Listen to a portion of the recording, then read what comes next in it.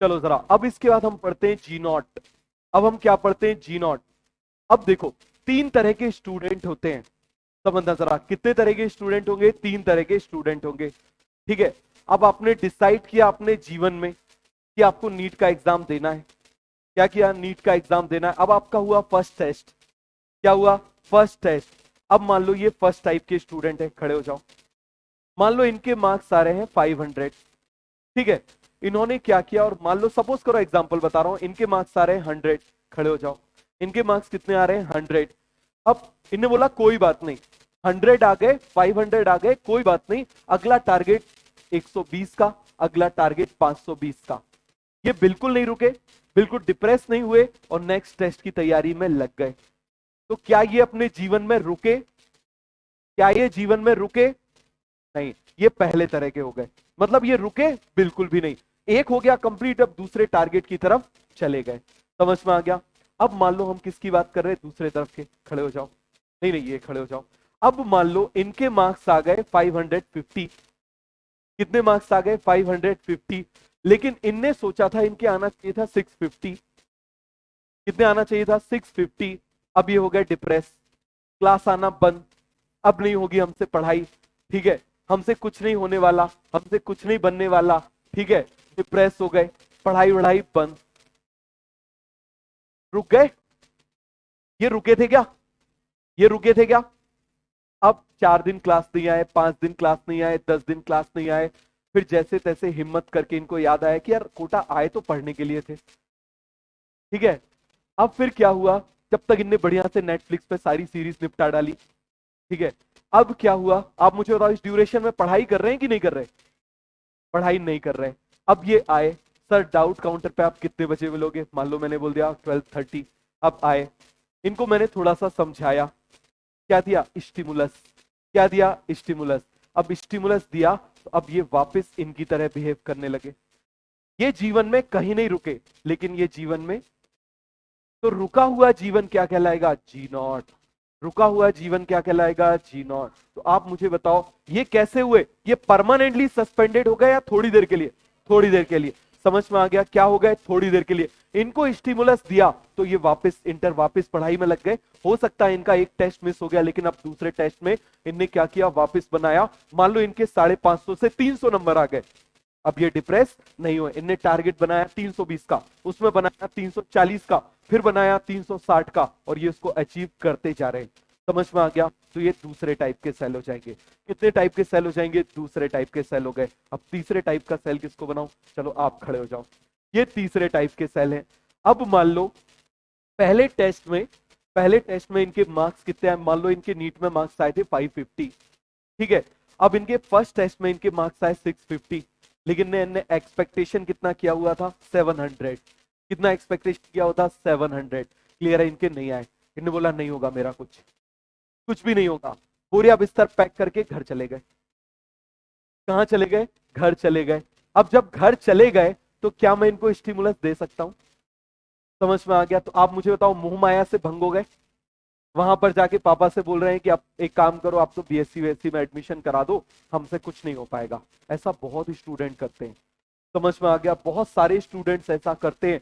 और जनरली याद रखना, सुसाइडल टेंडेंसी भी जनरली ब्रिलियंट स्टूडेंट्स में होती है।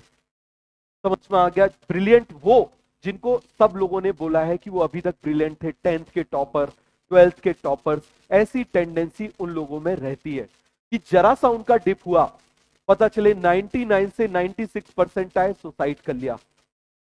समझ में आ गया? तो आप मुझे बताओ, ये तीसरे टाइप के सेल हो गए कि कंप्लीटली जीवन को छोड़ के चले गए। पहले टाइप के सेल रुक नहीं रहे, कंटिन्यूअसली काम करते जा। तो क्या यहां जी नॉट है या जी नॉट एब्सेंट है? दूसरी तरफ रुक गए, डिप्रेस हो गए, समझ में आ गया, लेकिन स्टिमुलस दिया तो वापस आ गए सेल साइकिल में। और तीसरे टाइप के जीवन को छोड़ के, समझ में आ गया? तो याद रखना, इन तीनों में सक्सेस के चांसेस सबसे ज्यादा इनके होते हैं। समझ में आ गया? सक्सेस के चांसेस किसके होते हैं? इनके। क्लियर हो गया? तो तीन टाइप की स्टेजेस होती है। आप मुझे बताओ, पहली स्टेजेस में जी नॉट है या नहीं है? नहीं है। दूसरे में आप मुझे बताना जी नॉट आया लेकिन स्टिमुलस दिया तो वापस उसने सेल साइकिल स्टार्ट कर दिया। जिसमें जी नॉट नहीं है वैसे होते हैं हमारे अपर एपिडर्मिस के सेल।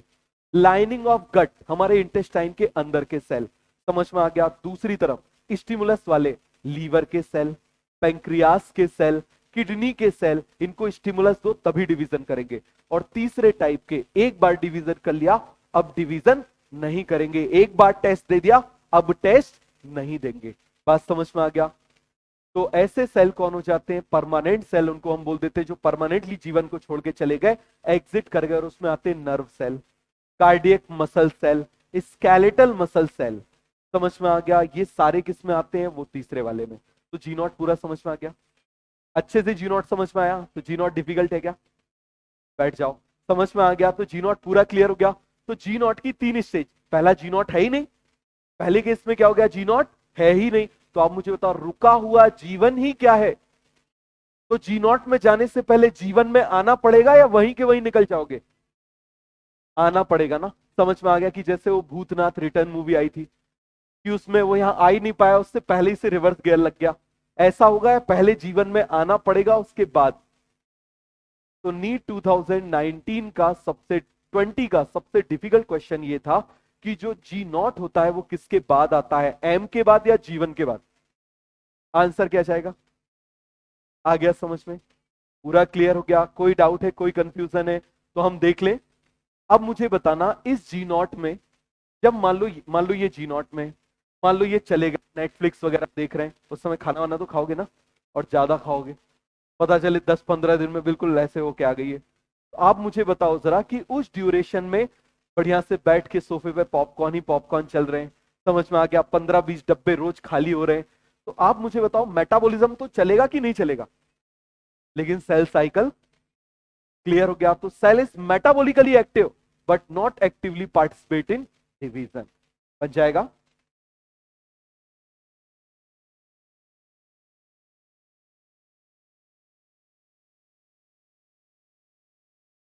देखो दो चीजें होती है, एक होती है हाइपरट्रॉफी और एक होता है हाइपरप्लेजिया।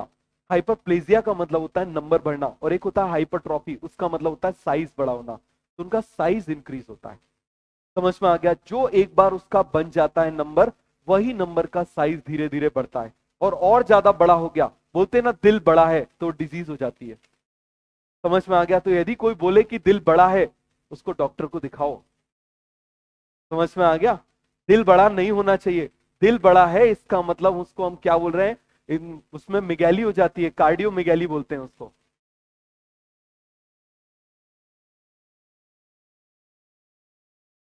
जब वो देखो उसका एक ड्यूरेशन होता है कि कब तक वो डिवाइड करेगा, जब तक वो डिवाइड करेगा उसके बाद रुक जाएगा, उसके बाद वो डिवाइड नहीं करेगा।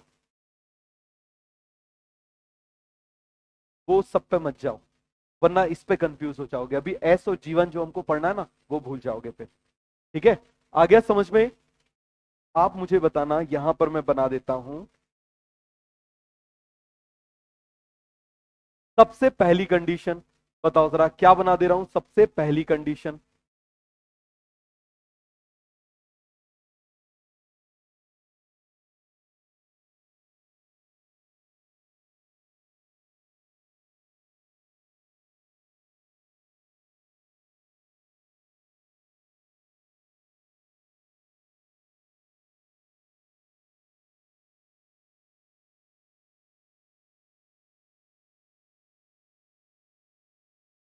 आप मुझे बताना, मान लो ये सेल है, ध्यान से देखो, पहले इसको कॉपी कर लेता हूं, इसकी 3 वो बना लेता हूं।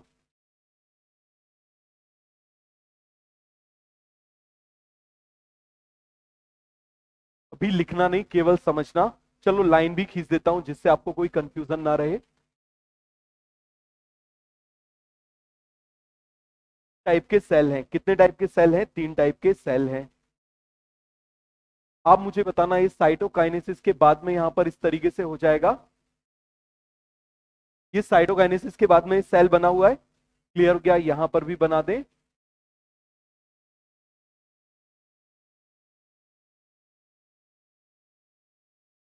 यहां पर भी बना दें।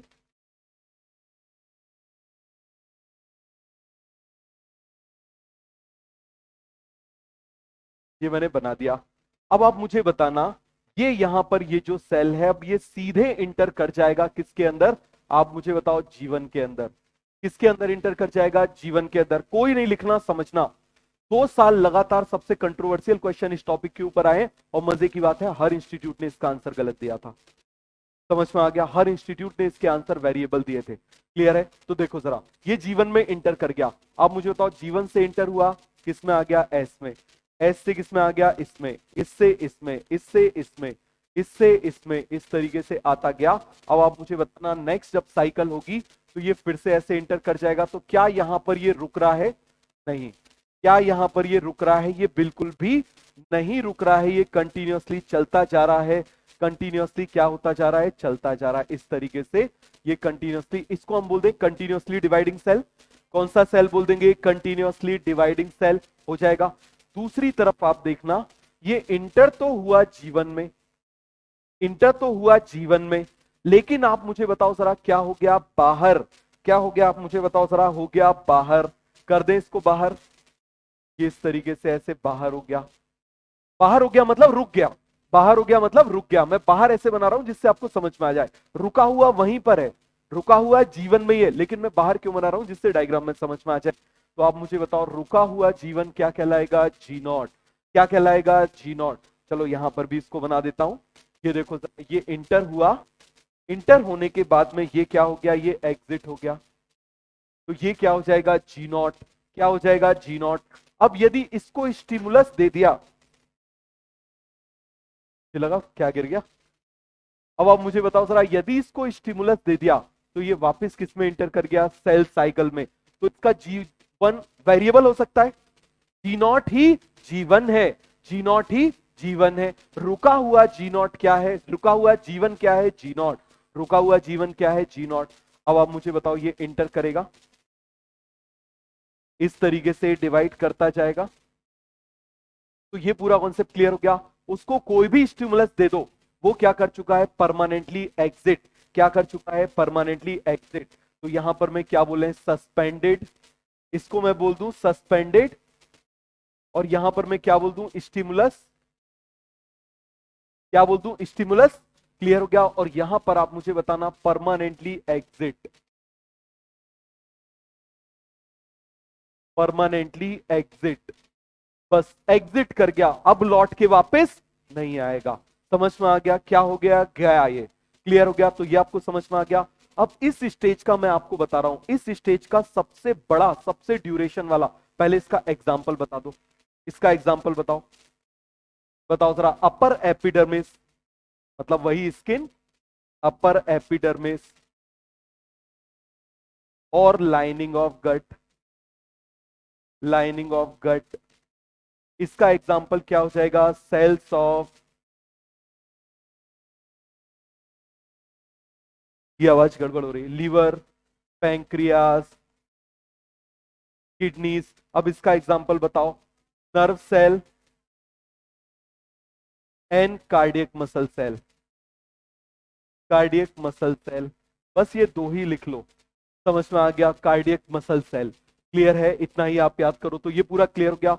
अब मुझे बताना, सबसे ज्यादा सिंथेसिस इन लोगों के केस में चलेगी या इन लोगों के केस में चलेगी?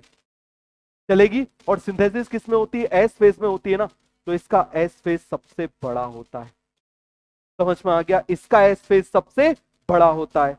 इसका एस फेज बड़ा होता है G1 और G2 से। तो सबसे छोटा क्या हो जाएगा? G2। चलो इनका ड्यूरेशन लिख लें। आप मुझे बताओ, इसका ड्यूरेशन होता है 10 से 12 आवर्स। कितना होता है? 10 से 12 आवर्स। इसका होता है 5 to 6 आवर्स, और इसका होता है 4 to 5 आवर्स। तो आप मुझे बताओ, सबसे छोटा कौन हो जाएगा? G2। क्लियर है? अब इन दोनों में मुझे बताना, वहां तो जीवन में ही अटक गया, तो सबसे लंबा क्या होगा? जीवन। यहां पर आप मुझे बताओ, कोई जरूरी नहीं, मान लो ये 10 दिन की जगह 1 साल तक डिप्रेस हुए, तो आप मुझे बताओ, वेरिएबल हो सकता है। तो उन दोनों केस में जीवन बड़ा होगा या एस बड़ा होगा? जीवन बड़ा होगा। तो इन दोनों के दोनों केस में आप याद रखना, जीवन is far far greater than S and G2। यहां पर भी आप मुझे बताओ, जीवन is far far greater than, बताओ, एस एंड G2। अब आप मुझे बताओ, अब एग्जामिनर आपसे पूछे एग्जामिनर आपसे पूछे कि कौन सा फेज सबसे बड़ा होता है और वो ये मेंशन ना करे, तो आउट ऑफ 3 आप मुझे बताओ 2 में कौन बड़ा है, तो आंसर क्या जाएगा? बात समझ में आ गया? लेकिन एग्जामिनर ने मेंशन कर दिया जो एनसीईआरटी में दिया हुआ है कि in case of upper epidermis and lining of gut which phase is the biggest phase, answer क्या जाए? तो याद रहेगा। तो ये कौन से वाले हैं आप मुझे बताओ जरा, ये वो वाले हैं जिनने रुका नहीं, बिल्कुल भी नहीं रुके, कंटिन्यूअसली सेल डिवीजन करते जा रहे, कंटिन्यूअसली डिवाइडिंग सेल। समझ में आ गया? इनको स्टिमुलस करो तभी डिवाइड करेंगे। तो इस जी नॉट में सेल मेटाबॉलिकली एक्टिव होगा कि नहीं होगा? होगा। Cell is metabolically active. पूरा क्लियर हो गया? सभी को समझ में आ गया? दोनों पेज इन्वॉल्व करके बनाना। बात समझ में आ गया? डायग्राम छोटा मत बनाना, दोनों पेज इन्वॉल्व करके बनाना इंपॉर्टेंट है। ऊपर हेडिंग डाल लेना जी नॉट। हाँ, किसमें? पहले एक बार तो हुआ है ना, ये देखो, एक बार तो हुआ है ना, उनने एक बार तो एग्जाम दिया है ना, बताया था। चलो, तो जी नॉट आप मुझे बताओ, इसी को हम क्विसेंट स्टेज भी बोलते हैं, इसी को हम क्या बोलते हैं? क्विसेंट स्टेज भी बोल देते हैं, क्योंकि यहां रुक गया है। इस ड्यूरेशन में cell is metabolically active but it is not performing cell cycle. तो आप मुझे बताओ यहां पर क्या बोल दूंगा? No G naught. बताओ ये वाले केस में जी नॉट है या नहीं है? तो यहां पर हम क्या बोलेंगे? No G naught, G naught absent है। बाकी दोनों केस में आप मुझे बताओ जी नॉट प्रेजेंट, बाकी दोनों केसेस में जी नॉट प्रेजेंट है। तो आप मुझे बताओ, एग्जामिनर आपसे पूछे कि which stage is biggest in the cell cycle, answer जाएगा जीवन। लेकिन यदि उसने बोल दिया in case of upper epidermis and lining of gut, answer क्या जाएगा? S phase. आंसर क्या जाएगा? एस फेज बन जाएगा।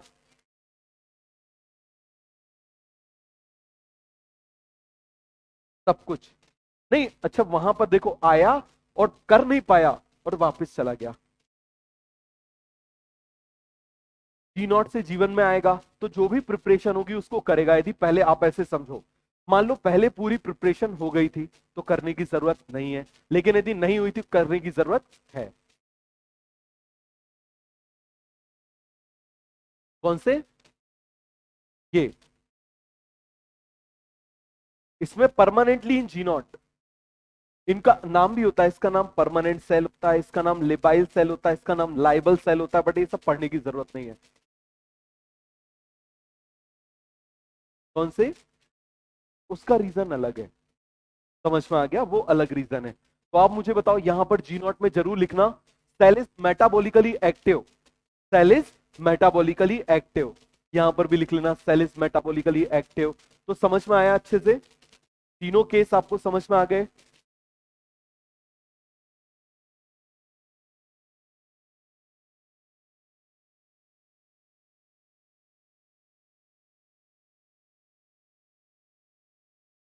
मियोसिस की एनसीईआरटी हो गई कि अभी बाकी है? बाकी है ना?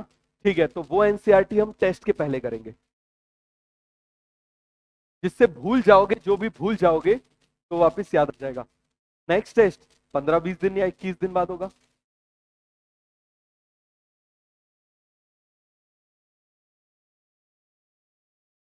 पता नहीं।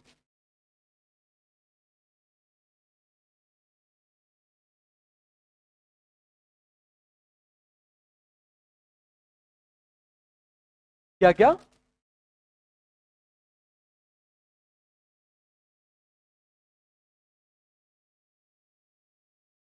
जी नॉट से जीवन में आएगा तो?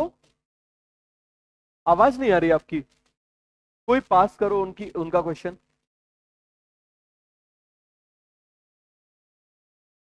हाँ, जीवन में ही आएगा वापस लौट के। ये देखो ना, ये किसमें बनाया हमने? जीवन में ही बनाया है। जो जीवन से बाहर गया है वो लौट के कहाँ आएगा? वापस जीवन में ही आएगा। सारी चीजें वही होंगी। फिर से इनको क्लास आना पड़ेगा, फिर से टेस्ट देना पड़ेगा, फिर से पढ़ाई करना पड़ेगा। ठीक है?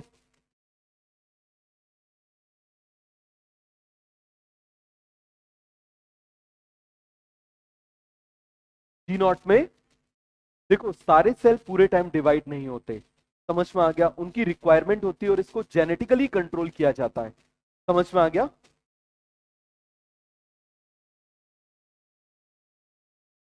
क्या? नेक्स्ट कौन, जल्दी लिखो, नेक्स्ट कॉन्सेप्ट है हमारा चेक पॉइंट। चेक पॉइंट के बाद हम पढ़ेंगे कौन सा कॉन्सेप्ट, फिर नेक्स्ट कॉन्सेप्ट हम आएगा जाइंट क्रोमोसोम, और उसके बाद कॉन्सेप्ट ऑफ टीलोमेयर्स। फिर नेक्स्ट लेक्चर में हम स्टार्ट करेंगे। नेक्स्ट लेक्चर कब है? परसों, ठीक है। तो ध्यान रखना रक्षाबंधन पे, फिर मत बोलना बाद में, पहले ही सावधान कर दिया।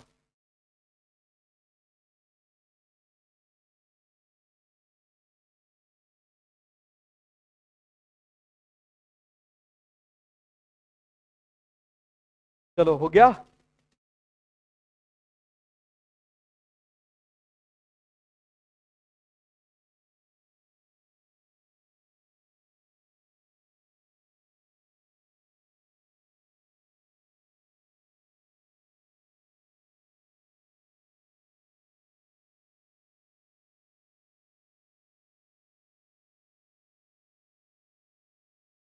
अरे हो गया, क्या कर रहे हो भाई?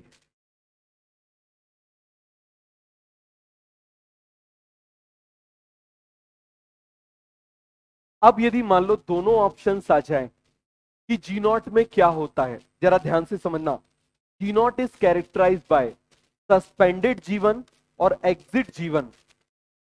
तो बेटर आंसर क्या जाएगा? एग्जिट जीवन, क्योंकि इसमें जी नॉट तो हमेशा के लिए हो गया ना, ये तो हमेशा के लिए जी नॉट में हो गया ना, इसमें तो जी नॉट थोड़ी देर के लिए था, उसमें तो जी नॉट था ही नहीं।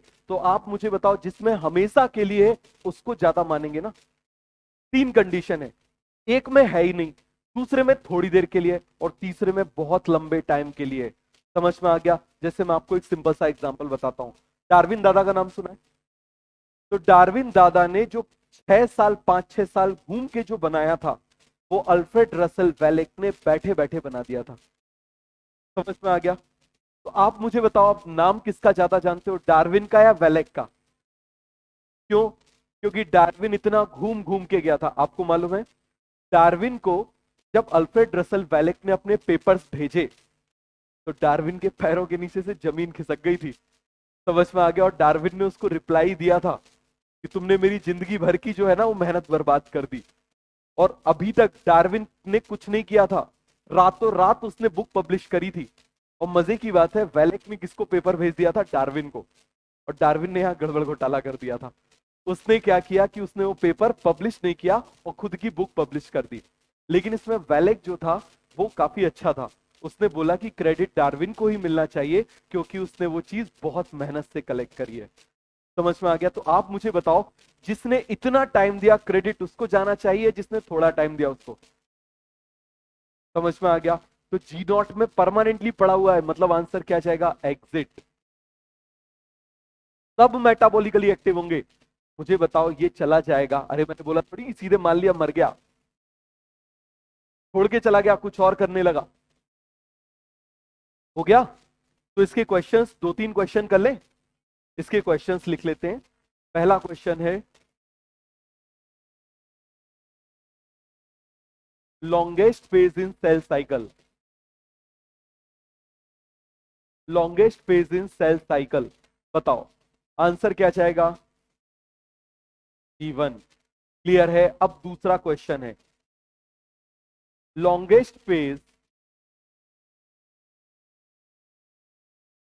इन कंटिन्यूअसली डिवाइडिंग सेल।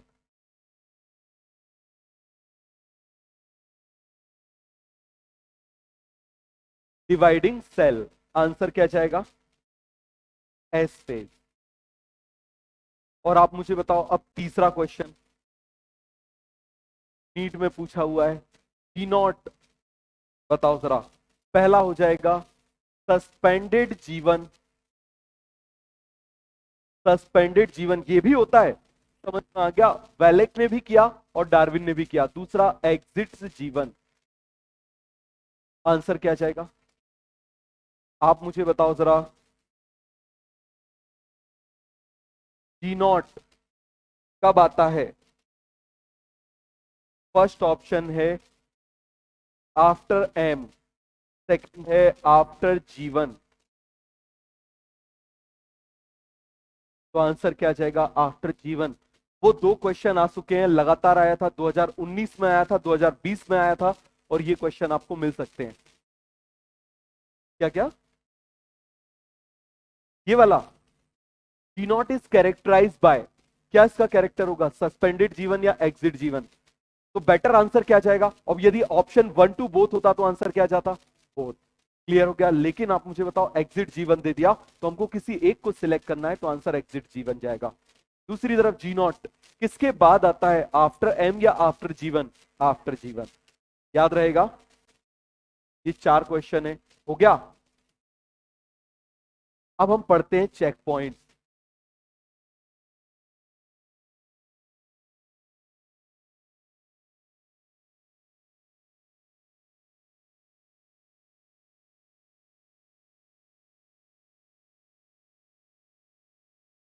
किसको? हाँ, उसको जी नॉट ही बोलेंगे हमेशा के लिए। देखो, बाहर नहीं जाता, वहीं पर रुक जाता है। समझ में आ गया? वहीं पर रुक जाता है। बट एनसीईआरटी ने भी डायग्राम वैसा दिया हुआ है, तो हम वैसे ही बना रहे हैं, वहीं पर रुक गया। समझ में आ गया? जी नॉट दोनों में ही क्विसेंट स्टेज बोल देंगे। रुका हुआ है तो क्विसेंट कहलाएगा। अब कॉपी बंद कर दो और समझो जरा, अब हम पढ़ रहे हैं चेक पॉइंट्स। अब हम क्या पढ़ रहे हैं? Check points.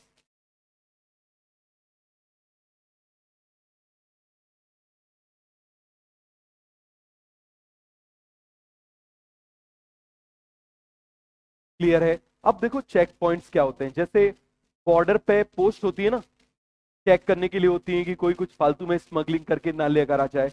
या फिर एयरपोर्ट पे होते हैं कि भाई, एयरपोर्ट पे जब आप एंट्री करते हो तो चेक करते हैं कि आपका पासपोर्ट सही है कि नहीं। आप दूसरी कंट्री में जा रहे हो तो आपके पास उस कंट्री का वीजा है कि नहीं है। समझ में आ गया? तो आप मुझे बताओ जरा, ये सारी की सारी चीजें चेक करने का काम कौन कर रहा है? Check post. कौन कर रहा है? Check post. इसी तरीके से हमारे सेल साइकिल के अंदर भी क्या होते हैं? Check post. क्लियर हो गया? सभी लोग कॉपी बंद कर दो। इसके ऊपर आज तक केवल एक बार क्वेश्चन आया है, और ये थोड़ा सा डिफिकल्ट रहता है यदि समझ में नहीं आया तो।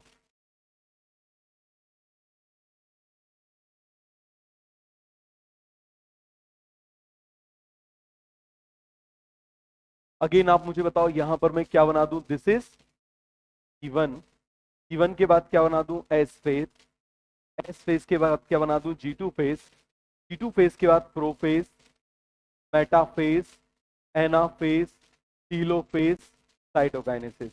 क्या हो जाएगा? आप मुझे बताइए जरा। साइटोकाइनेसिस हो जाएगा। क्लियर है? अब देखना, इस पूरे इंटरफेस में पहले तो आप मुझे बताओ, इसको यहां से लेके यहां तक हम क्या बोलते हैं? इंटरफेस। क्या बोलेंगे इसको? इंटरफेस।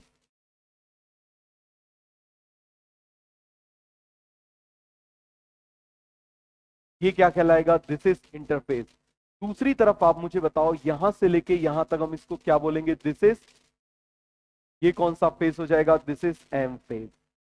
क्लियर हो गया? कौन सा फेस हो जाएगा? M phase. अब इस इंटरफेस का सबसे इंपॉर्टेंट काम क्या है? डीएनए का रेप्लिकेशन। सबसे इंपॉर्टेंट काम क्या है? डीएनए का रेप्लिकेशन। बन जाएगा? सभी को समझ में आ गया? तो आप मुझे बताओ, उससे पहले चेक कर ले, एक चेक पॉइंट लगा दे। तो यहां पर एक चेक पॉइंट मैं लगा देता हूं। तो आप मुझे बताओ, ये चेक पॉइंट जीवन में है, एस में, या इन दोनों के बीच में? और जब इन दोनों के बीच में हो जाएगा तो इसका नाम मैं क्या बोल दूं? जीवन एस चेक पॉइंट। क्या बोल दूंगा इसको? जीवन एस चेक पॉइंट। बन जाएगा? अब आप मुझे बताओ जरा, दूसरा चेक पॉइंट में कहां लगा दूं? दूसरा चेक पॉइंट में इस यहां पर लगा दूं। इसको क्या बोल दूं? G2M। पूरा एम फेज शुरू हो रहा है ना? G2M। अभी बताता हूं इन सब में क्या क्या होगा। G2M check point. क्या नाम हो जाएगा? G2M। और मुझे बताओ, एम फेज का सबसे इंपॉर्टेंट काम क्या होता है? एना फेज। तो उस एना, जैसे यहां का सबसे इंपॉर्टेंट क्या था? एस फेज, तो उसके पहले लगा दिया। तो यहां एनाफेज के पहले लगा दे। एनाफेज के पहले कौन सा चेक पॉइंट हो जाएगा? Metaphase anaphase checkpoint. इसका मैं नाम क्या बोल दूंगा? बताओ जरा जल्दी से। Metaphase, metaphase anaphase checkpoint. क्या बोल दूंगा? Metaphase anaphase checkpoint. Clear हो गया? सभी को समझ में आया? अब समझना करना क्या है, जरा मुझे पेपर देना, वही वाला पेपर देना, टेस्ट पेपर देना, कोई भी दे दो, एक टेस्ट पेपर दे दो। ये देखो, सपोज करो ये मेरा बनाया, वैसे तो मेरा ही बनाया हुआ पेपर है, आप ऐसे समझो कि मान लो ये पेपर में मैंने पूरे पेपर में बायोलॉजी के क्वेश्चंस है, समझ में आ गया? अच्छे क्वेश्चंस हैं, और मैंने क्या किया कि इसमें हाथ से लिखे हुए क्वेश्चंस हैं। क्या है? हाथ से लिखे हुए क्वेश्चन है, और मान लो बहुत साल पहले लिखे हुए हैं, 7-8 साल पहले लिखे हुए हैं। अब मैंने क्या किया, इनको दे दिया और इनको बोला कि एक काम करो, इसकी जेरोक्स कराओ। बहुत ध्यान से समझना, क्या बोला मैंने? इसकी जेरोक्स कराओ। खड़े रहो। क्या कराया? जेरोक्स कराओ, इसकी फोटोकॉपी कराओ। और यहां पर 200 स्टूडेंट है, तो 200 स्टूडेंट्स को फोटोकॉपी बांट दो। क्या कर दो? 200 कॉपी बांट दो। क्लियर है? अब ये क्या करेंगे, दो मुझे। अब ये ले जाके किसको देंगे? मान लो जेरोक्स करने वाले को देंगे। मान लो ये जेरोक्स करने वाले भैया, इनको ले जाके दे दिया। समझ में आ गया? ये दे दिया। अब आप मुझे बताओ, यदि ये जेरोक्स करेंगे तो आप मुझे बताओ सबसे पहले क्या चेक करोगे? इतनी कॉपी बनानी है, ये चेक करोगे ना कि ये सही है कि नहीं है। कहीं पेपर आगे पीछे तो नहीं है, कहीं उल्टा सीधा तो नहीं है, कहीं कोई पेज ऐसा तो नहीं है जिसमें इंक गिर गई है। समझ में आ गया? कोई गीला तो नहीं है। तो आप मुझे बताओ, जिसकी कॉपी होने वाली है उसको चेक कर रहे हैं कि इसमें कोई एरर तो नहीं है। ये है पेरेंटल डीएनए। ये क्या है? Parental DNA. तो आप मुझे बताओ, ये सबसे पहले क्या चेक करेंगे कि इस पेरेंटल डीएनए में कोई एरर तो नहीं। समझ में आया? इस पेरेंटल डीएनए में कोई एरर तो नहीं है। आप मुझे बताओ, या सीधे इन्हें दिया और सीधे सीधे रख के चालू कर दिया। आप घर में मान लो कभी सब्जी लेकर आते हैं, तो जैसे ही सब्जी लाते हैं, जैसे ही सब्जी आई उसको तुरंत ऐसे करके बना के कर देते हो, या फिर पहले उसको चेक करते हो? क्या करते हो? उसको पहले चेक करते हो उसमें कीड़े वीड़े तो नहीं है, वरना होने दो कीड़े, प्रोटीन मिल जाएगा। समझ में आ गया? बताओ, ऐसा करते हो या पहले उसको चेक करते हो? उसको चेक करते हो, क्योंकि यदि चेक नहीं किया तो गड़बड़ हो जाएगा। तो आप मुझे बताओ, इस चेक पॉइंट में रेप्लिकेशन हो रहा है या रेप्लिकेशन के पहले का चेक हो रहा है? जेरोक्स हो रहा है या जेरोक्स के पहले का चेक हो रहा है? समझ में आ गया क्या हो रहा है? जेरोक्स के पहले का चेक हो रहा है। अब मान लो मुझे पेपर्स दो, 2 पेपर्स दे दो, ऐसे ही नहीं, वही रखे रहो आप। 2 पेपर्स दे दो फटाफट। हाँ, अब मान लो इस पेपर्स के क्या हुए, ये कॉपीज बनवा ली। समझ में आ गया? ये कॉपीज बनवा ली। अब इनको, अब इससे कितनी बन गई? 2 कॉपीज बन गई। कितनी कॉपीज बन गई आप मुझे बताओ जरा? 2 कॉपीज बन गई। अब जब इससे 2 कॉपीज बन गई, तो इतने सारे लोगों में डिस्ट्रीब्यूट सीधे कर दूं या पहले इसको एक बार और चेक करूं? समझ में आ गया? क्या करूं? एक बार और चेक करूं, अदरवाइज इनके जेब से पैसे कटेंगे। मैंने बोल दिया, यदि एक भी गलत गया तो इनके जेब से पैसे कटेंगे। तो आप मुझे बताओ, इनने सबसे पहले करने से पहले चेक किया था और दूसरा करने के बाद चेक किया था। अब आप बोलोगे सर वो तो हम यहां पर भी लगा सकते हैं, फिर यहां पर क्यों लगाया? आप मुझे बताओ, मुझे आप लोगों को जाने से रोकना है। तो 2 तरीके हैं। मैं एक पर्सन को यहां खड़े कर दूं, मैं चाहता हूं पूरी बिल्डिंग में जितनी भी क्लास है उसका कोई भी स्टूडेंट जो है वो बिल्डिंग से बाहर ना जा पाए। तो पहला तरीका है, मैं इस क्लास के बाहर एक पर्सन को खड़ा कर दूं या बिल्डिंग के मेन गेट पे खड़ा कर दूं। तो आप मुझे बताओ, मेन गेट पे खड़ा करूंगा तो ज्यादा अच्छे से मैं सबको कंट्रोल कर सकता हूं, या फिर यहीं पर एक एक इतने सारे लोग लगेंगे कि नहीं लगेंगे? यहां पर यदि मैंने चेक पॉइंट लगा दिया तो एक चीज और चेक हो जाएगी कि टिब्यूलिन बन गया कि नहीं बन गया। समझ में आ गया? क्या चेक हो जाएगा? टिब्यूलिन बन जाएगा। तो ये जेरोक्स के पहले का चेक है, ये जेरोक्स के बाद का चेक है। ये एक था, इसको चेक करते जा रहे हैं और इससे ये 2 है। अब ये 2 को चेक करेगा। समझ में आ गया? कौन? ये चेक करेगा, और यदि ये सही होंगे तभी आगे जाने देगा। आप देखो, यदि ये सही है, आप समझना जरा, आप ऐसे देखते जाना, ये सही है, ये पास होते जा रहे हैं, तो इनका रेप्लिकेशन होता जा रहा है, होता जा रहा है, होता जा रहा है। अब सडनली क्या हुआ? इनको 40वें नंबर पेज पे गलती दिख गई। इनको कौन से पेज पे गलती दिख गई? 40वें नंबर वाले पेज पे इनको गलती दिख गई। तो आप मुझे बताओ, ये हो जाने देंगे या वहीं रोक देंगे? देखना जरा, सबसे पहले तो आप मुझे बताओ, ये चेक करता जा रहा है, इसमें एरर नहीं है, तो जितना पार्ट आगे बढ़ता जा रहा है उसमें रेप्लिकेशन हो जाएगा। अब यहां पर उनको गलती दिख गई तो यहीं रोक देंगे? रोक देंगे कि नहीं रोक देंगे? तो यदि रेप्लिकेशन रुक गया तो इसका मतलब ये वाला चेक पॉइंट एक्टिवेट हो गया या ये वाला? समझ में आया? इसका आंसर भी उस साल सारे इंस्टीट्यूट ने गलत दिया था। ये भी नीट का क्वेश्चन है। समझ में आ गया? तो आप मुझे बताओ यदि रेप्लिकेशन रुकेगा तो उसके बाद वाला एक्टिवेट होगा या पहले वाला? पहले वाला। समझ में आ गया? यदि एम फेज रुकेगा तो एम फेज के बाद वाला एक्टिवेट होगा या उसके पहले वाला? उसके पहले वाला। बात समझ में आ गया? यदि एना फेज रुकेगा इसका मतलब एना फेज के बाद वाला एक्टिवेट होगा या पहले वाला? पहले वाला। बात समझ में आ गया? तो आप मुझे बताओ सबसे पहले इनको जेरोक्स के लिए दे दिया, तो ये क्या चेक करेंगे? बिफोर रेप्लिकेशन चेक करेंगे या आफ्टर रेप्लिकेशन? तो errors in pre replicated DNA और पोस्ट रेप्लिकेटेड डीएनए। तो इसका मतलब प्री रेप्लिकेशन चेक पॉइंट या पोस्ट रेप्लिकेशन चेक पॉइंट बन जाएगा। क्या हो जाएगा? It is pre replication checkpoint. पूरा कॉन्सेप्ट क्लियर हो गया? क्या बोलेंगे इसको हम? Pre replication checkpoint. पूरा कॉन्सेप्ट क्लियर हुआ? कोई डाउट है, कोई कंफ्यूजन है? तो इसको मैं यहां पर लिख दूं, इसको मैं क्या बोलूंगा? This is pre replication check. Pre replication checkpoint ये क्या चेक करेगा आप मुझे बताओ जरा? Check errors in parental DNA. किसमें चेक करेगा? पेरेंटल डीएनए में एरर्स चेक करेगा। समझ में आ गया? फिर आप मुझे बताओ ये क्या चेक करेगा? पोस्ट रेप्लिकेशन चेक पॉइंट बोल दूं इसको। इसको मैं क्या बोल दूंगा? Post replication checkpoint. ये किसमें चेक करेगा आप मुझे बताओ जरा? एरर्स इन डॉटर डीएनए बोल सकते हैं। Check errors in replicated DNA. किसमें आप मुझे बताओ जरा? Replicated DNA. क्लियर हो गया? Check errors in replicated DNA. फिर आप मुझे बताओ मेटाफेज एनाफेज चेक पॉइंट। तो ये किसको चेक करेगा? एनाफेज को चेक करेगा। मतलब आप मुझे बताओ एनाफेज में इनको अलग अलग होना, बैठ जाइए, अलग अलग होना है कि नहीं होना? तो आप मुझे बताओ अलग अलग होना है तो उसके लिए किसकी जरूरत है? कि सारे स्पिंडल फाइबर किससे जुड़ जाएं या सारे क्रोमोसोम किससे जुड़ जाएं? स्पिंडल फाइबर से। तो यहां पर क्या चेक करेगा आप मुझे बताओ जरा? Check that all the chromosome all the chromosomes are attached to spindle fiber। समझ में आ गया? किससे अटैच हो चुका है? स्पिंडल फाइबर से अटैच हो चुका है। क्लियर हो गया? पहला चेक करेगा रेप्लिकेशन के पहले, जेरोक्स के पहले। दूसरा चेक करेगा जेरोक्स के बाद।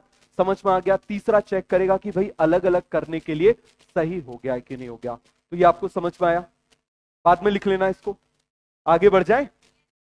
चलो देखो, अब आप मुझे बताना, यहां पर मैं बना देता हूं, ये एक चेक पॉइंट बना देता हूं। ये मैंने चेक पॉइंट बना दिया, पहला चेक पॉइंट। क्लियर है? ये मैं बना देता हूं, ये दूसरा चेक पॉइंट। क्लियर है? इस चेक पॉइंट का नाम मैं क्या लिख दूं? G1S। इसका नाम क्या लिख दूं? G2M। इसका क्या नाम लिख दूं? G2M। अब आप मुझे बताओ, यहां से ये पेरेंटल डीएनए है, जरा ध्यान से देखते जाना। अब ये क्या होता जा रहा है? ध्यान दो, ये अलग होता जा रहा है, ऐसे अलग होता जाएगा, ये अलग होता जाएगा। क्लियर है? और जैसे जैसे चेक पॉइंट को पार करता जाएगा, आप मुझे बताओ जरा, यहां पर नया डीएनए बनता जाएगा। बनता जाएगा कि नहीं बनता जाएगा? क्लियर हो गया? सभी को समझ में आया? अब मान लो, ध्यान से समझना, यहां पर इस जगह पर है एरर। इस जगह पर मान लो ये क्या है? This is error. क्लियर है? तो आप मुझे बताओ, अब जब ये एरर यहां तक पहुंचेगा, अब जब ये एरर यहां तक पहुंचेगा तो ये इसको हो जाने देगा, आगे बढ़ जाने देगा या रोक देगा? क्या कर देगा आप मुझे बताओ जरा? रोक देगा।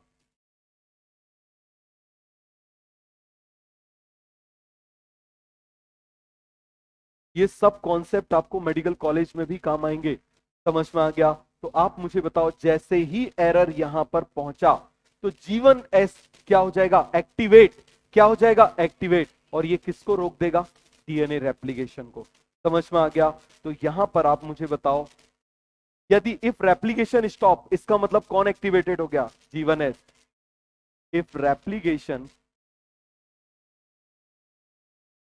स्टॉप्स, कौन सा चेक पॉइंट एक्टिवेट हो जाएगा? G1S चेक पॉइंट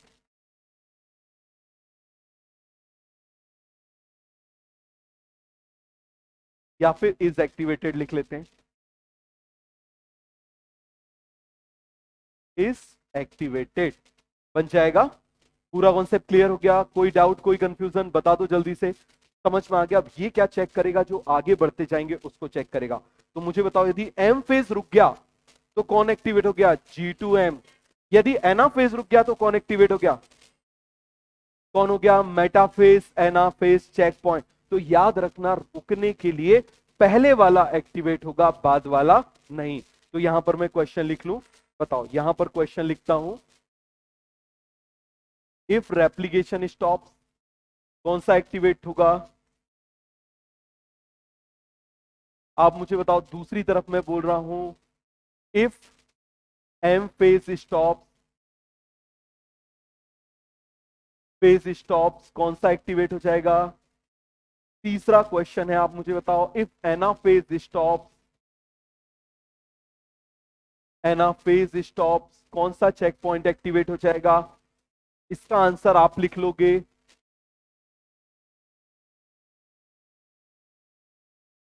बन जाएगा? कोई डाउट है, कोई भी कंफ्यूजन है तो बताओ। क्लियर हो गया? हाँ, सेकंड वाला।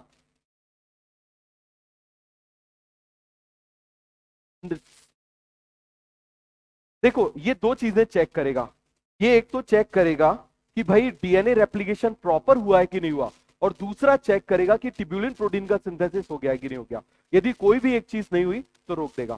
समझ में आ गया? जो चीज उसमें हो रही है आगे वाले में, एस फेज में जो हो रहा है, यदि वो गड़बड़ हुआ तो जीवन एस एक्टिवेट। जो आप मुझे बताओ, एम फेज में आगे जिनकी जरूरत पड़ना है नहीं हुआ तो कौन एक्टिवेट हो जाएगा? हो गया? अब आगे आ जाओ। अब हम बात कर रहे हैं किसकी? जाइंट क्रोमोसोम की। किसकी बात कर रहे हैं? जाइंट क्रोमोसोम, जिससे नेक्स्ट क्लास में हम लोग लिविंग वर्ड स्टार्ट कर सके। समझ में आ गया? नेक्स्ट क्लास में क्या स्टार्ट करेंगे? Living word, giant chromosome. और मैं आपको उस पर, मैंने टेलीग्राम चैनल पे मैंने स्टेटमेंट वाइज क्वेश्चन भेजे हुए हैं सेल साइकिल के। समझ में आ गया? तो सेल साइकिल के जो क्वेश्चंस हैं वो आप उसमें, एक बार बताओ, टेलीग्राम पे ऐसा होता है ना कि जो पहले से पढ़ा हुआ है वो भी दिखता है? दिखता है ना? ठीक है, तो आप उसको क्या करना, उसको डाउनलोड करके उसको एक बार सॉल्व करना।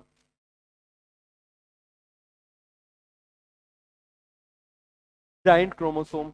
अब आप मुझे बताओ, जाइंट क्रोमोसोम कितने टाइप के होते हैं? दो टाइप के। वैसे तो बहुत सारे टाइप के होते हैं। अगेन, ये नीट 2020 में आया था। आपको कोई भी पुराना स्टूडेंट्स मिल जाए आपके शहर में, आप मेरे नोट्स देख लेना, उसमें पहले से कराया हुआ है। समझ में आ गया? क्योंकि ये ओल्ड एनसीईआरटी में दिया हुआ है। तो पहला होता है पॉलीटीन क्रोमोसोम। कौन सा होता है? Polytene chromosome. कोई बताएगा इस पॉलीटीन क्रोमोसोम का मतलब क्या है? नहीं, वर्ड का मतलब लैंप ब्रश क्रोमोसोम।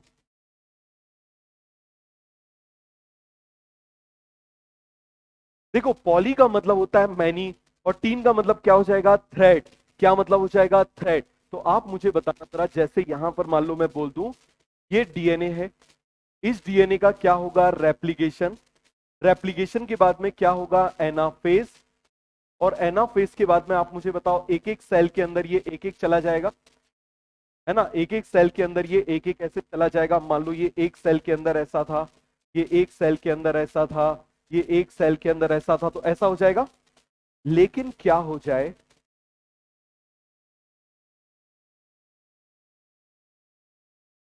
ये हो तो गया लेकिन एनाफेज नहीं हुआ। तो आप मुझे बताओ, ये ऐसा का ऐसा रहेगा?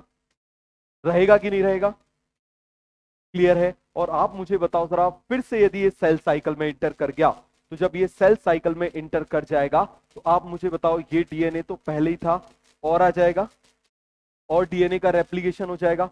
आप मुझे बताओ, इसमें थ्रेड एक दिखाई दे रहा है या एक से ज्यादा? एक से ज्यादा। तो इसको हम क्या बोल देंगे? This is called as polytene. इसको हम क्या बोलेंगे? पॉलीटीन। क्लियर हो गया? क्या बोलेंगे इसको? पॉलीटीन। सभी को समझ में आया? कोई डाउट, कोई कंफ्यूजन? फेल हो जाते हैं ना चेक पॉइंट, एरर्स आ जाते हैं, इस वजह से ऐसा हो जाता है। क्या? बहुत सारे पॉइजन्स होते हैं, माइटोटिक पॉइजन्स होते हैं, जैसे आपने एक नाम सुना होगा, कॉल्चिसिन। तो ऐसे अलग अलग बहुत सारे पॉइजन्स होते हैं। जब आप फार्माकोलॉजी में आ जाओगे ना, तो ये पूरी सेल साइकिल, ये चेक पॉइंट आप दोबारा पढ़ोगे, क्योंकि ड्रग्स इन्हीं के ऊपर वर्क करते हैं। जो मेडिसिन होती है ना, वो कैसे रोकती है, वो इसी तरीके से रोकती है। क्या?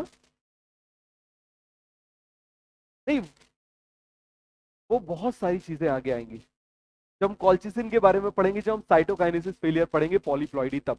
अभी बस इतना समझ लो, चेक पॉइंट जो है, चेक पॉइंट को फेल कराने के लिए जेनेटिक्स एरर्स आते हैं। जैसे आपने नाम सुना होगा क्लाइनफेल्टर सिंड्रोम, टर्नर सिंड्रोम, नाम सुना है। तो इसमें क्या हो जाता है कि उसमें एनाफेज फेलियर हो जाता है। तो अलग अलग स्टेजेस पे इसमें फेलियर होते हैं, यही चेक पॉइंट्स फेल हो जाते हैं। इसको करने के लिए एंजाइम होते हैं जिनका नाम होता है साइक्लिन, साइक्लिन डिपेंडेंट काइनेज। और वो एंजाइम यदि प्रॉपरली वर्क नहीं करते तो ऐसा हो जाता है, बट इतना डिटेल में भी आपको जाना नहीं है। समझ में आ गया? सीडीके के बारे में भी हम पढ़ेंगे, लेकिन कुछ दिन बाद। साइक्लिन डिपेंडेंट काइनेज के बारे में भी हम पढ़ेंगे, बट कुछ दिन बाद, अभी नहीं। वरना अभी आपको ये चीज डाइजेस्ट नहीं होगी, जिससे पूरे क्वेश्चन आने हैं। समझ में आया? आगे बढ़े। अब देखो, आप मुझे बताओ, आपने देखा होगा ऐसे लैंप को, पहले आपने देखा लालटेन चला करती थी, और लालटेन को साफ करने के लिए, उसके ग्लास को साफ करने के लिए एक ऐसा ब्रश आता है, ऐसा ब्रश होता था, देखा है?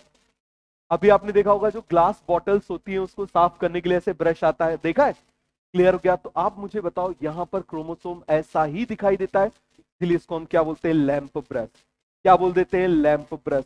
बन जाएगा? समझ में आया? अभी हम इसकी डिटेल पढ़ते हैं। चलो जरा तो इसकी डिटेल देख लें, फिर से इसका नाम लिख लेते हैं, इसको कॉपी कर लेते हैं।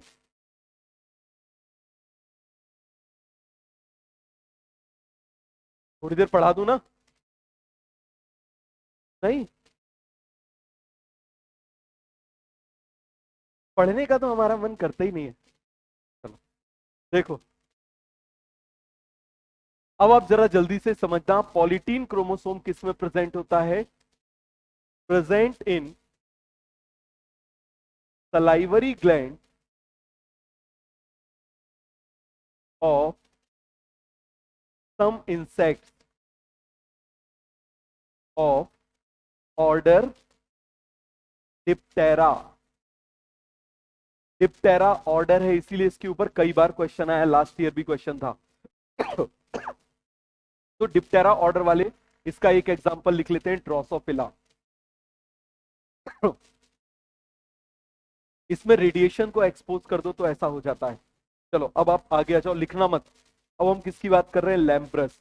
लैम्ब्रस is a diplotene chromosome, diplotene chromosome of some vertebrates. Vertebrates का मतलब जिसके पास वर्टिब्रल कॉलम है या नहीं है? है। और वर्टिब्रेट्स में कौन कौन आते हैं? फिशेस आते हैं, एम्फीबियंस आते हैं, रेप्टाइल्स आते हैं, बर्ड्स आते हैं, और मैमल्स आते हैं। Accept mammals. क्लियर है? तो सबसे पहले आप मुझे बताओ, ये डिप्लोटीन क्रोमोसोम है, ये डिप्लोटीन है, तो diplotene is characterized by chiasmata. समझ में आ गया? Diplotene is characterized by chiasmata. Clear हो गया? आया समझ में? नेक्स्ट क्लास में फिर से बता दूंगा, अब समझो जरा इसको फटाफट। अब देखना, फिर से यहां पर बोल देता हूं, जाइंट क्रोमोसोम। आप सब एक उसमें लिख लेना, मैं थोड़ा उसको बड़े से एक्सप्लेन करता हूं तो स्पेस ज्यादा लगता है। यहां कौन सा आ जाएगा? पॉलीटीन। कौन सा आ जाएगा? पॉलीटीन। और यहां पर आप मुझे बताओ कौन सा हो जाएगा? Lamp brush. क्या हो जाएगा? आप मुझे बताइए जरा, लैंप ब्रश। क्लियर हो गया? अब पॉलीटीन को आप देखना, ये पॉलीटीन इस तरीके से बना हुआ है, ठीक है? अब मुझे एक बात बताओ, ये ऐसा बना हुआ है, इसका मतलब इसके अंदर डीएनए ऐसा कंडेंस्ड है ना? इसके अंदर डीएनए से कंडेंस्ड है कि नहीं है? अब मान लो किसी जगह पर, अब यदि ये डीएनए पूरी तरह से कंडेंस्ड है, तो मुझे बताओ क्या ये आरएनए बनाएगा? याद करो, दो धागे थे, एक पतंग उड़ाने के लिए लूज वाला धागा, एक टाइट वाला धागा। तो क्या यहां पर आप मुझे बताओ, ये अभी कंप्लीटली रैप है तो आरएनए बनाएगा क्या? नहीं। लेकिन इसके इस जगह पर ध्यान से समझना जरा, मान लो इस जगह पर, इतनी सी कोई भी एक जगह पर, मान लो इस जगह पर क्या हो गया? डीकंडेंसेशन। क्या हो गया? डीकंडेंसेशन।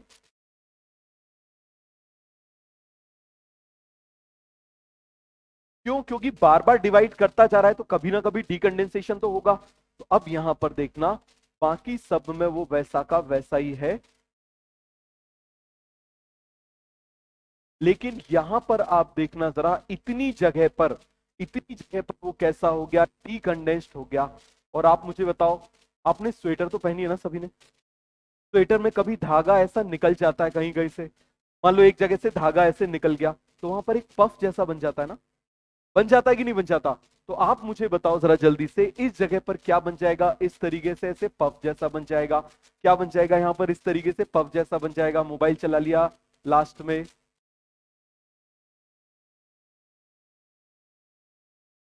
बेटा हम भी तुम्ही लोगों से उठ के आए हैं, सीधे यहाँ प्रकट नहीं हो गए। समझ में आ गया कि यहाँ पढ़ाने से पहले सीधे प्रकट हो गए। तो जो तुम लोग मस्ती करते हो ना, वो सारी मस्तियां हम लोग कर चुके हैं। समझ में आ गया? अच्छे लेवल पर, बहुत ज्यादा। ठीक है, तो इसीलिए पढ़ाई करो।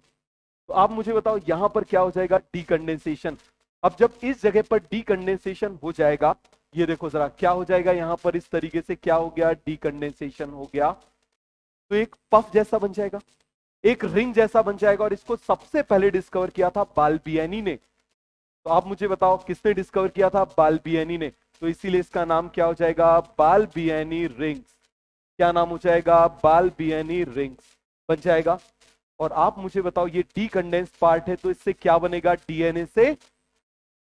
ये क्वेश्चन था नीट 2021 का, बाल्बियनी रिंग्स। क्या क्वेश्चन होगा? ये पूरा क्लियर हो गया, तो ये बनाएगा। लेकिन यहां पर कोई भी पार्ट आप मुझे बताओ डीएनए से आरएनए नहीं बनाएगा। क्लियर हो गया? तो Balbiani rings is the site of. बहुत बढ़िया। अब देखना, यहां पर मैंने बना दिया इस तरीके से।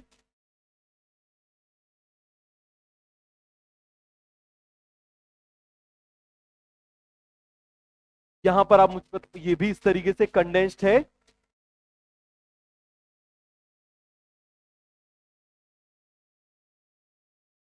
अरे अभी मत दिमाग लगाओ, पहले इतना तो समझ लो। ठीक है, रुको अभी थोड़ी देर। ये कॉन्सेप्ट ही याद रह गया ना, तो बड़ी बात है। बाल्बियनी रिंग्स अभी पहले समझो, सीधे पीएचडी करने का मन पड़ता है। अब देखो यहां पर अगेन क्या हो जाएगा? डीकंडेंसेशन। इस जगह पर क्या हो जाएगा? आप मुझे बताओ जरा। डीकंडेंसेशन पूरे में हो जाता है, लेकिन हम केवल इतने का दिखा रहे हैं। क्या करा देते हैं? डीकंडेंसेशन। और जब हम इसका डीकंडेंसेशन करा देंगे, तो आप मुझे बताओ जरा, ये क्या बन जाएगा? इस तरीके से बन जाएगा। अरे बन जाएगा कि नहीं बन जाएगा? क्लियर हो गया? और अगेन आप मुझे बताओ, यदि ये डीकंडेंस्ड हो गया, तो ये भी क्या बनाएगा? डीएनए से आरएनए। क्या बनाएगा? डीएनए से आरएनए। क्लियर हुआ? अब देखो जरा जल्दी से, इसकी मैं आपको इमेज दिखा देता हूं। नेट कनेक्ट है ना?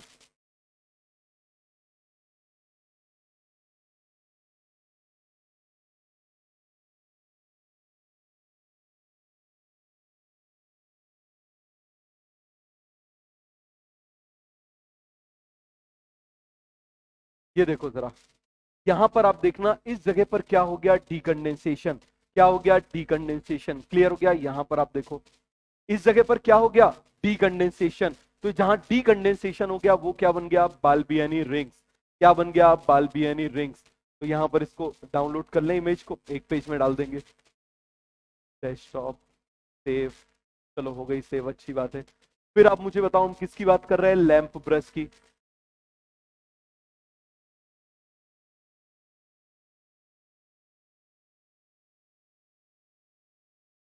ये देखो जरा, ये दिखाई दे रहा है? ये क्या हो गया? डीकंडेंस्ड हो गया। क्या हो गया? आप मुझे बताओ। डीकंडेंस्ड हो गया। और ये डिप्लोटीन का है ना, देखो बीच बीच में क्या बने हुए हैं? काइस्मेटा। क्या बने हुए हैं? काइस्मेटा। तो इसको हम डाउनलोड कर लेते हैं, सेव इमेज।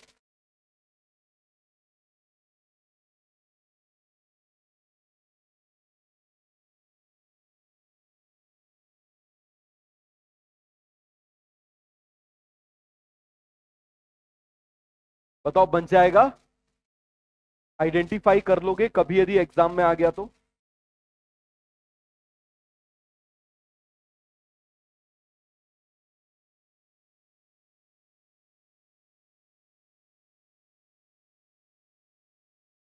तो बताइए ये क्या हो जाएगा? This is Balbiani ring. क्या हो गया, रो रहे हो या हंस रहे हो? ऐसे खांस रहा है कोई? तो बताओ ये क्या हो जाएगा? ये क्या है? It is lamp brush chromosome.